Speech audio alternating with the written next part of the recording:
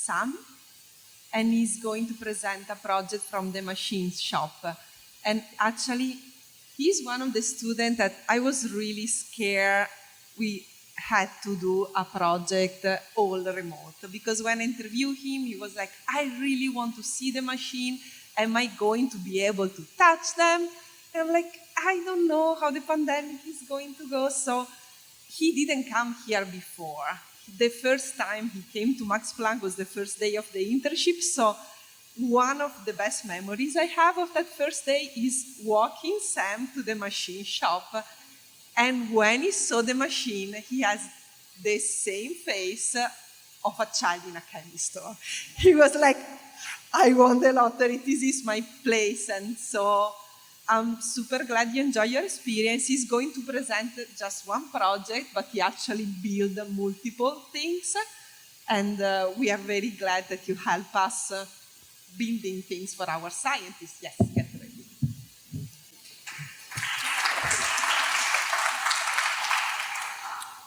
Good morning. My name is Samuel Breslin. I'm a rising senior at the Atlantic High School IB program. And for the past 6 weeks, I've had the honor of working in the Max Planck Machine Workshop, where I've designed and fabricated a device for the automation of binocular vision experiments on ferrets. So what is binocular vision and why do we study it? Binocular vision is the ability to visually focus on an object with two eyes, integrating the slightly different pictures perceived by each eye, creating a singular visual image with enhanced depth perception. Two researchers in the Fitzpatrick lab, Clara Tefol and Augusta Lempel, are investigating how the two images from each eye are integrated in the primary visual cortex of a ferret. To do this, a screen is used to provide stimulus to each eye of the ferret, while an alternating eye shutter is used to regulate which eye views the screen by covering either one eye, the other eye, both eyes, or none of the eyes in a control experiment. While two photon in vivo imaging is used to image the ferret's brains during the experiment. So the current design they are using for the alternating eye shutter is seen here, and it has a couple of issues. One is that it is not repeatable. So the servos that they are using will sometimes return to the wrong position, resulting in a disruption to the experiment. It is not gentle, so sometimes the flaps they are using to cover the eyes of the ferrets will contact the face of the ferret, resulting in, again, a disruption to the experiment. Or the flaps that they are using to cover the eyes will allow light to pass either through or around them, disrupting the experiment, or it is not easily adjustable. So they experiment on a variety of different sizes and ages of ferrets, which means that the device needs to be easily and the adjustments need to be fine in order to properly cover the eyes of the ferret. So this is my first prototype. It has adjustable limit switches, each arm has an adjustable limit switch for repeatability, allowing for the scientist to re-zero the arms, meaning that they are resetting the zero position of the arms or where it stops motion. It has 3D printed eye cups with integrated photoresistors to provide the scientist with a live readout of how much light is getting through the eye cups and possibly disrupting the experiment. It also has an acrylic frame with 4 axes of adjustability to allow for fine and easy adjustment to provide for different ages and sizes of ferrets. So you can see an animation here of the 4 different axes of adjustability.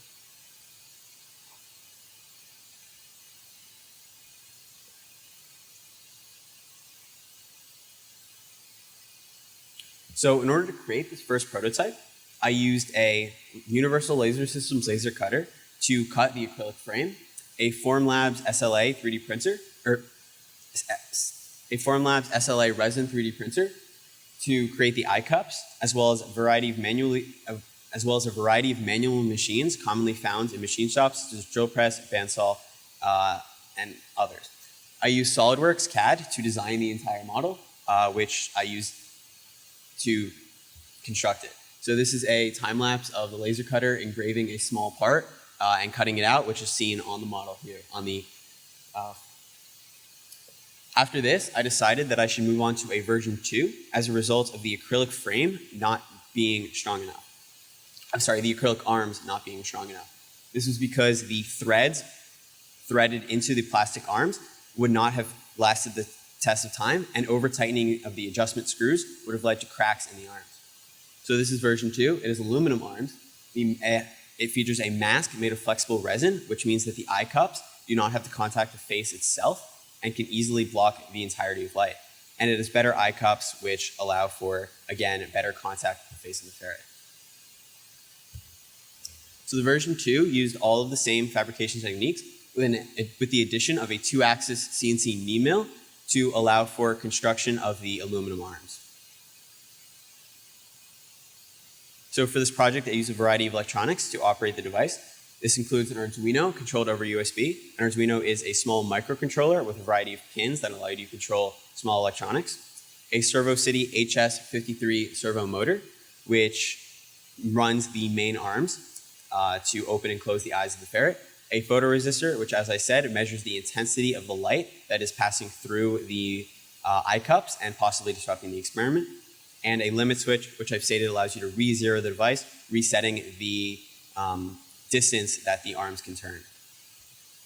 So some future improvements would be automated adjustments, which would allow you to much faster, which would allow adjustments for different sizes and ages of ferrets to be much faster and much more precise, quieter and more precise experiments to limit disruptions to the experiment, and integrated magnets and Hall effect sensors to allow for an active readout of how close the eye flaps are to the mask of the ferret.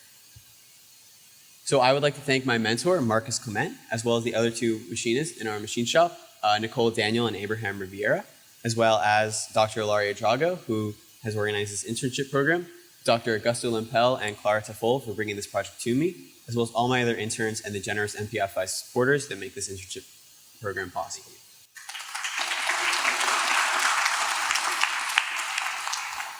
Thank you, Sam. Great talk. Any question for him before we take a break?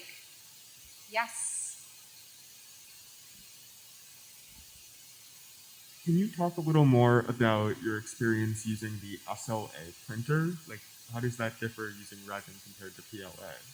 So the question was how the SLA resin 3D printers differ from standard FDM 3D printers, which commonly use, as he stated, PLA plastic.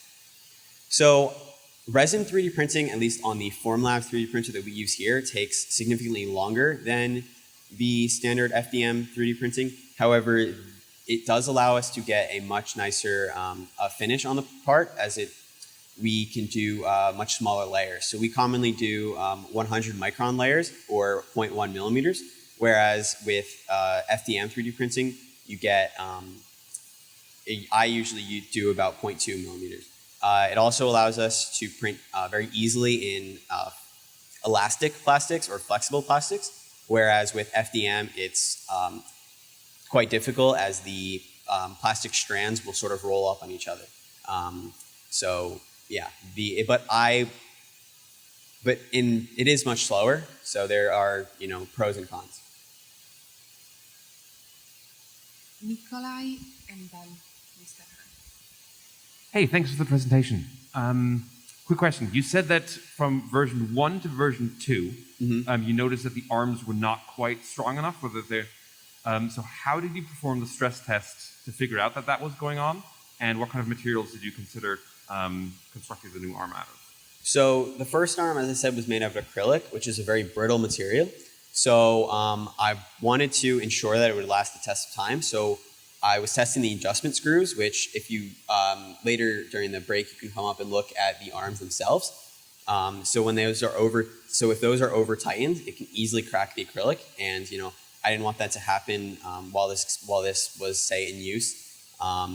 And I moved on to aluminum as it was sort of the next best material. It's very light as opposed to, say, stainless steel, and it's very easy to machine as opposed to stainless steel or titanium.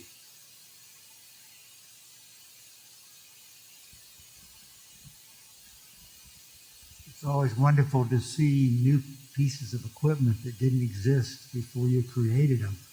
I am going to come up and look at that. My question was, how does the ferret actually fit into the device?